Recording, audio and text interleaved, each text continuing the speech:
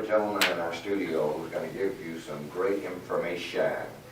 His name is Dalton T. Brown, and he heads up the Transitional Training Services, Inc., which is a 501c3 nonprofit organization that helps with re-entry efforts through education, job training, recovery, counseling, and job placement. And he has a announcement to make, which I just think is great. It's the formation of an organization that I am totally in favor of. First, let me say good afternoon. Thank you very much, Cliff. Good to see you. Good to see you as well. I want to say, first of all, thanks for having me on the show. It's a great privilege and honor to be sitting here with you right now. I was telling somebody earlier that you were a legend, and it's just a great honor. So well, thank you so much. I really appreciate that. The Felony Free Society, you gave a little bit about it. The Felony Free Society, it's an initiative of transitional training services.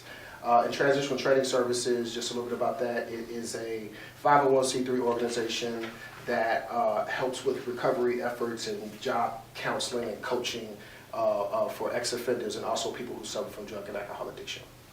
That's great. Now, you've got, I like what the TFFX, the Felony Free Society, just that in itself sounds too good to be true. This is what we have to push to, right? Right.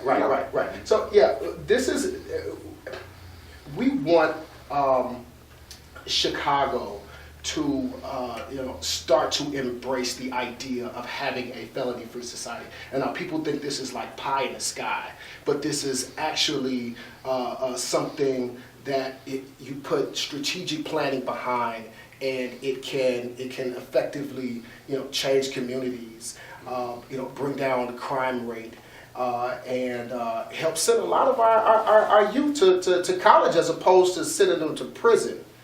So this is what the Felony Free Society is all about.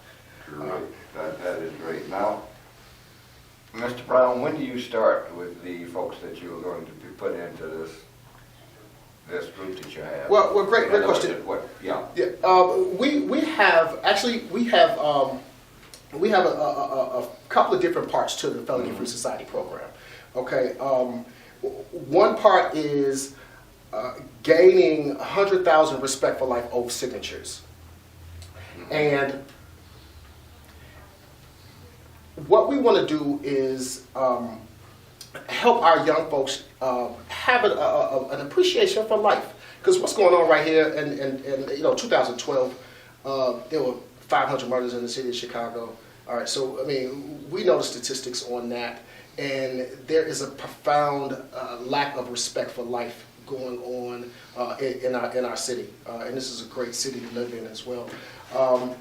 But something has to be done about that. So what we did was we instituted the Respect for Life oath. And we are trying to gain 100,000 Respect for Life oath signatures so that people gain a respect for life. We also want to educate at minimum 2,000 youth per year, grades 8 through 12, about the harmful effects of obtaining a felony conviction. We also want to provide our ex-offenders, and you have to help me out with this too, because we want to start using the term returning citizens as opposed to ex-offender. Ex-offender has such a negative connotation to it, and we want to start using that term instead. So we want to help our returning citizens with some reentry support, and also employment services and the much needed counseling that they need in order to get reacclimated back into society effectively and not return. We also want to help our low-income individuals that don't have felonies, and I think this point gets lost. There are a lot of our youth, young people, and older people as well that don't have felonies. They are just living in an environment that's surrounded by poverty, and the chances of them getting caught up in the system are just as great as somebody that actually already has an X on their back, being a returning citizen. So we want to help those three groups especially. I like what you're talking about, Mr. Brown, and it does make a difference as what you call people. and say returning citizens rather than ex-offenders. And another great example of that is rather than calling people illegal aliens, call them undocumented citizens. Undocumented rather than illegal aliens. So I think returning citizens is so much better. And I commend you for that. That's a great thing. All right, tell us what else about the program. Okay. So, as I mentioned, we want to get into the schools and help as many students as possible learn, and we want to get out the word. There are so many different causes that people gravitate to. I should say prevention efforts that people gravitate to. Cancer prevention, HIV/AIDS prevention. So we got all these preventions out here, but there's none for the felony epidemic. Now, we are calling this an epidemic because it is crippling our communities out here. Okay, so what we want to do is educate our youth. We want to let them know that they can make, and by the way, make no mistake, our youth are smart. Oh yeah. They understand economics in a way, right? So they want to make money. They want what they see on TV. Okay, so how do we help them get that without resort to crime? So this is what we have to be passionate about and go back into the schools and teach our young folks, about the harmful effects of getting a felony. Because you don't even have to go to jail to suffer the consequences of a felony conviction, right? I mean, you don't have to go to jail. You can get a felony and not serve a day in jail, but still have the same consequences to pay as everybody else, right? Okay, so we want to educate them and let them know that if you take or you put your efforts into going to college, right? You do 5 years, 5 years. For people like me, slow folks like me, do 5 years, right? But you spend 4 years in college. The average salary coming out of college is over $40,000-$50,000 a year. As opposed to spending 5 years in the prison system, and guess what? Who's paying the bill for that? That's the taxpayers paying the bill for that. So as opposed to the state spending, I think the numbers were around $55,000 some odd dollars a year. To house an inmate for a year. You can show them that and show them how they can make $50,000, $60,000, $100,000 a year if they just spend a little time, go to college. It'll even out. You can have what you see on TV. You want a nice car? Fine. Doctors drive nice cars, right? Lawyers drive nice cars, right? So we want to make sure that we are, instilling in them a sense of purpose, also a sense of self-worth. So what we want to do is we are getting back into the schools, and what we want to do is kind of teach some felony education and prevention. That's great. That is wonderful. This is prevention. We also have to, and we will talk about this when we come back. We got that. You got an event coming up too this Friday. We got to talk about that too. Right.